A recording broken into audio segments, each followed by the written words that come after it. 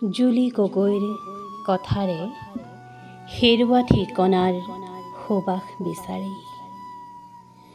ঘৰটো হাউলি পৰিছে, চালিখনো উৰুখিছে।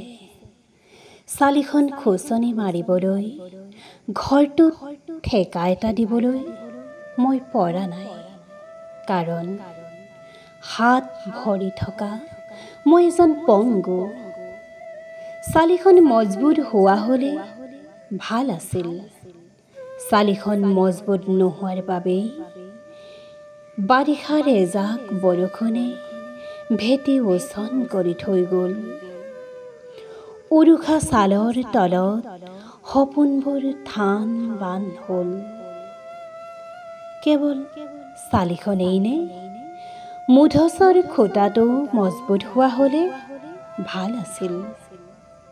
তেতিয়া সুৰুঙা বিচাৰি ফুৰা বলিয়া বতাহজাকে বুকুখন চিৰাচিৰ কৰি থৈ যাবলৈ সুবিধা নাপালে হয়। বাৰিষাৰ টোপাল টোপাল বৰষুণে সপোনবোৰ ধুই নিলে। এতিয়া মাজ নিশা বেৰৰ জলঙাৰে পপীয়া তৰাটোৱে জোপাজোপি কৰে। উৱলি যাব ধৰা উৰুষা প্ৰজাতিয়ে হঠাতে উচুপি উচুপি কান্দে।